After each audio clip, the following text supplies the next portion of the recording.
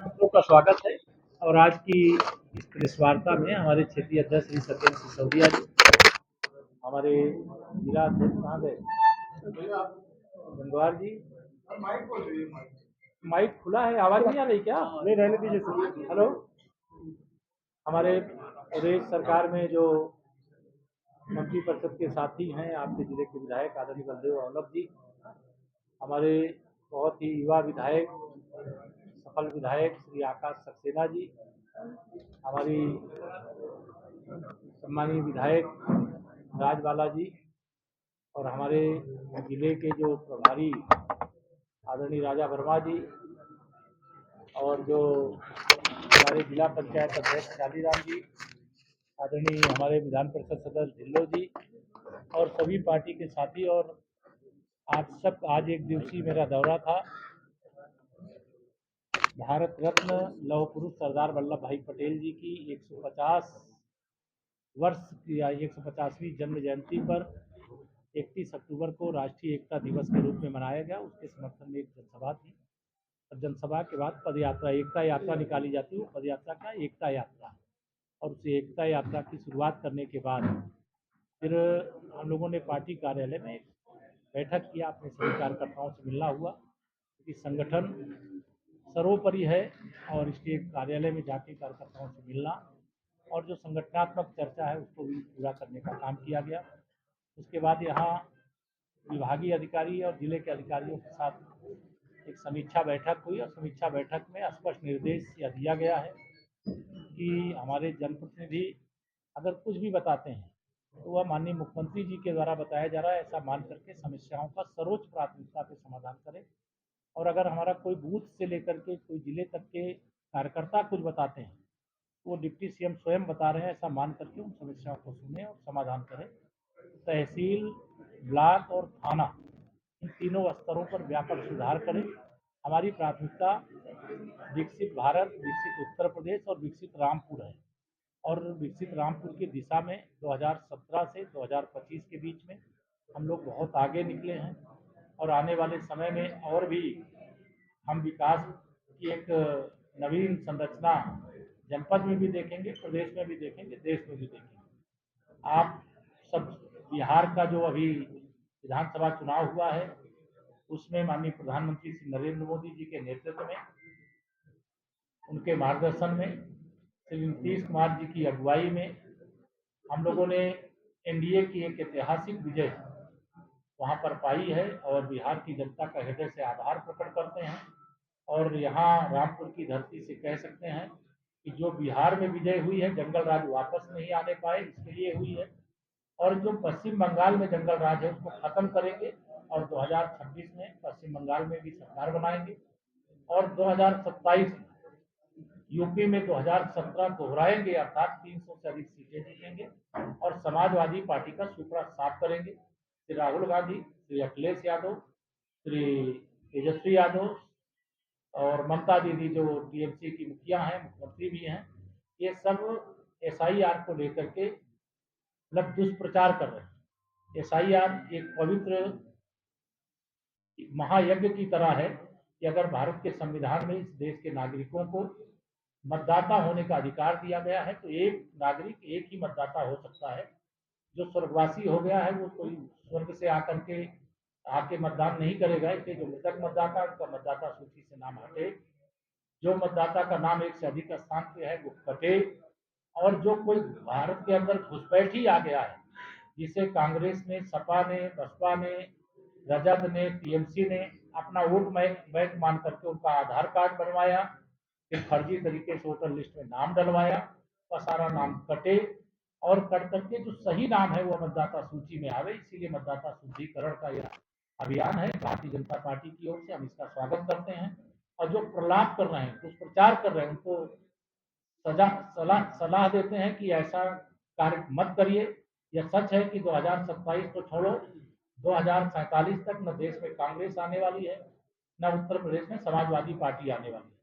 लेकिन अहंकार के आकाश भी जो घूम रहे हैं बिहार की हमारी विजय से, सैफई परिवार हो चाहे मोहम्मद आजम खां का परिवार हो, इन सबको एक मातम जैसा माहौल इनके यहाँ दिखाई दे रहा है। और हम सब विश्वास से भरे हैं, लेकिन हम जोश में होश नहीं खोने वाले। हम जमीनी स्तर पे जो काम कर रहे हैं वो काम करेंगे। डबल इंजन सरकार माननीय प्रधानमंत्री मोदी जी के नेतृत्व में, मुख्यमंत्री आदरणीय योगी जी के नेतृत्व में हम अच्छा से अच्छा काम किए हैं और अच्छा से अच्छा काम करेंगे, यह सबको विश्वास दिलाते हैं। और आने वाला समय भारत का समय है, तीसरी अर्थव्यवस्था हम बनने वाले हैं, सामरिक महाशक्ति हम बन चुके हैं और आतंकवाद मुक्त भारत बनाने का एक संकल्प है। अल्फास्सा जैसी यूनिवर्सिटी जो आतंकवादियों को पैदा करने की फैक्ट्री बन रही है, इस प्रकार का कोई भी कृत्य देश में प्रदेश में कहीं ना अन उठावे सर उठावे, इसका हम लोग प्रयास करेंगे। इतना मेरा कहना है। आपको कोई चीज पूछना है? सर, मौलाना अरशद मदनी ने कहा है कि दुनिया का मुसलमान जैसे ममदानी है वो न्यूयॉर्क का मेयर बन सकता है, लेकिन आप हिंदुस्तान के अंदर वाइस चांसलर तक नहीं बन सकते। अगर बनोगे तो आपका हाल वही होगा जो आजम खां का हुआ है। देखिए, मैं उनके बयान सवाल उन्होंने जो बयान दिया उसका जवाब नहीं दे रहा हूँ, लेकिन जो जैसा करेगा वैसा भरेगा। इस देश के प्रधानमंत्री जी तक ने, अभी एक कानून बन गया है जो अभी संसदीय समिति के पास गया है कि अगर प्रधानमंत्री तक, मुख्यमंत्री तक कोई गलत करेगा तो कानून बाबा साहब डॉक्टर भीमराव अम्बेडकर का जो संविधान है, जो कानून है, वह उसके खिलाफ कार्रवाई करेगा। अगर अच्छे काम करेंगे, अच्छे कर्म करेंगे तो उनको अच्छा जीवन मिलेगा, अच्छा भविष्य मिलेगा, जेल नहीं समाज सेवा का भी मौका मिलेगा, शिक्षा के क्षेत्र में काम करने का मौका मिलेगा। लेकिन अगर कोई फर्जी डिग्री, फर्जी पैन कार्ड बनवा करके फर्जी तरीके से उनकी जमीन कब्जा करने का अपराध करेगा तो उसके खिलाफ भी कानून अपना काम करता है, जिसकी सजा मोहम्मद आजम खान एंड कंपनी भुगत रही है। मोदी सरकार वंदे मातरम का विरोध कर रहे हैं, वो कह रहे हैं हमारे मजहब में ये नहीं गाया जाएगा। देखिए, जो वंदे मातरम का विरोध करते हैं उनको ये समझ लेना चाहिए, वंदे मातरम एक महामंत्र है राष्ट्र का। इस वंदे मातरम के महामंत्र का गान ऐसा हुआ कि अंग्रेज भारत छोड़ के चले गए और इस समाजवादी पार्टी के विधायक की क्या हुआ। सर, मोदी सरकार ने 4 नए कानून बनाए हैं मजदूरों के लिए, वो लागू भी कर दिए गए हैं। मजदूरों को अपॉइंटमेंट लेटर मिल गया, न्यूनतम मजदूरी और पीएफ, ईपीआई, हेल्थ सब मिलेगा। इस पर क्या कहना चाहते हैं सर? नहीं, निश्चित तौर से माननीय प्रधानमंत्री जी को इसके लिए उत्तर प्रदेश की ओर से धन्यवाद देते हैं और 40 करोड़ जो हमारे श्रमिक भाई बहन हैं उनको बधाई देते हैं। उनको हर प्रकार से सुरक्षा उपलब्ध कराने का काम ये डबल इंजन सरकार करेगी। हर व्यक्ति खुशहाल हो, अमीर आदमी गरीब हो, किसान धनवान हो, व्यापारी अपना और व्यापार बढ़ावे, उद्योगपति और उद्योग लगावे, भारत विश्व की आर्थिक महाशक्ति बने, सामरिक महाशक्ति बने, हर क्षेत्र में भारत आगे बढ़े और विश्वगुरु बने। ये हमारी डबल इंजन सरकार की कोशिश है और इसमें हम सफलतापूर्वक आगे बढ़ रहे हैं। विघ्न संतोषी राहुल गांधी और अखिलेश यादव और तेजस्वी यादव जैसे लोगों को जरूर भारत की प्रगति और उत्तर प्रदेश की प्रगति सहन नहीं है। सर, यूपी सरकार घुसपैठियों की जो काम उन्हें चुनाव आयोग के सामने कहनी चाहिए वो चुनाव आयोग के सामने कहें, लेकिन मैं जानता हूं ये बूथ लूट करके प्रदेश लूट चुके हैं। इन लोगों ने राजनीति का अपराधीकरण किया है, परिवारवाद को बढ़ावा दिया है, मुस्लिम तुष्टीकरण की राजनीति की जड़ें गहरी करने का अपराध किया था। जब समाज जाग गया तो ये सत्ता से बाहर हो गए और एसआईआर एक पवित्र, मैंने कहा, लोकतंत्र का महायज्ञ। अपराधी अगर उनके पास है तो उनको एसआईआर अच्छा नहीं लगेगा, अगर उनके पास कार्यकर्ता होंगे तो वो एसआईआर का हिस्सा बनेंगे और एक जिम्मेदार राजनीतिक दल की तरह काम करेंगे। सर, किरण नंदा ने अब इस समय एक बड़ा कार्यक्रम चल रहा है, एसआईआर जिसे कहते हैं। एसआईआर अंग्रेजी शब्द हो गया, मतदाता सूची के शुद्धिकरण का काम चल रहा है। अच्छा मुझे बताओ, कोई मतदाता अगर मर गया है तो उसका मतदाता सूची में नाम रहना चाहिए क्या? दोनों हाथ में बताओ, रहना चाहिए क्या? जो मतदाता का नाम एक से अधिक स्थानों पर है, क्या एक से अधिक स्थानों पर रहना चाहिए क्या? बाबा साहब ने एक नागरिक को जिसकी उम्र 18 साल हो गई है, एक वो चाहे रामपुर का वोटर हो और चाहे वो देश के किसी राज्य का हो, लेकिन एक स्थान पर ही वो वोट दे सकता है। और ये जो बूथ लूट करके फिर देश लूटते थे, जो बूथ पर कब्जा करके प्रदेश को लूटते थे, गुंडागर्दी करते थे, दंगा करते थे, जमीन पर कब्जा करते थे, माफियाओं को संरक्षण देते थे, वो मतदाता सूची के शुद्धिकरण के अभियान में बाधा डाल रहे। उनको लगता है अगर बूथ कब्जा नहीं कर पाएंगे तो चुनाव नहीं जीत पाएंगे, चुनाव नहीं जीत पाएंगे तो सत्ता नहीं मिलेगी। और जब से बिहार का रिजल्ट आया है, ये जो श्री अखिलेश यादव है और सैफई खानदान है। अब मुझे लगता है यहां आपके रामपुर वाला भी, उनकी सबकी नींद हराम हो गई होगी। क्यों, सही है कि नहीं? मातम जैसा छा गया। अरे अगर जनता की सेवा करोगे तो जनता तो न्याय करती ही है। अगर ईमानदारी से मोदी जी ने देश की सेवा किया, इसलिए तीसरी बार मोदी जी प्रधानमंत्री बने, और 2024 के लोकसभा चुनाव में थोड़ी चूक रह गई, इसलिए हमारे घनश्याम लोधी जी यहां से सांसद नहीं बन पाए थे। लेकिन जैसे लोगों को पता चला कि अरे ये तो चूक हो गई, देश अलर्ट हो गया। लोकसभा चुनाव के बाद हरियाणा विधानसभा का चुनाव हुआ, तीसरी बार प्रचंड बहुमत से भारतीय जनता पार्टी की हरियाणा में सरकार बनी। हरियाणा के बाद महाराष्ट्र का चुनाव हुआ, महाराष्ट्र के इतिहास की सबसे बड़ी विजय, जैसे कह लीजिए कि सुनामी आ गई हो कमल के फूल की, भारतीय जनता पार्टी गठबंधन की। वहां देवेंद्र फडणवीस जी की अगुवाई में और हरियाणा में नायब सिंह सैनी जी की अगुवाई में हमारी सरकार बन चुकी।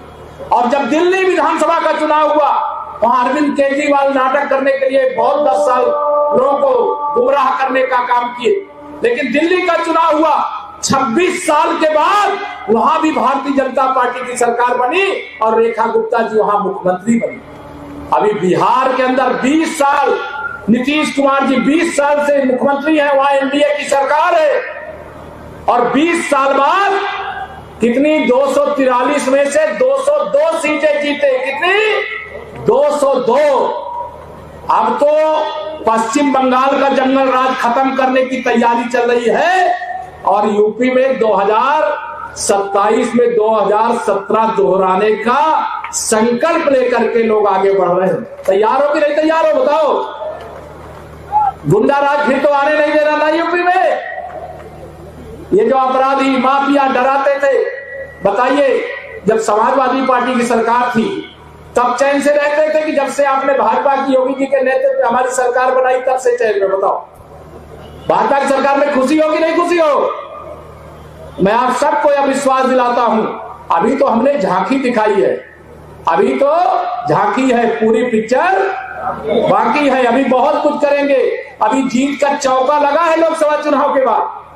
अभी पश्चिम बंगाल में बहुत बड़ा जंगल राज है, जैसे यूपी में था, जैसे बिहार में लालू यादव का जंगल राज था, वैसे ममता बनर्जी का जंगल राज पश्चिम बंगाल में है।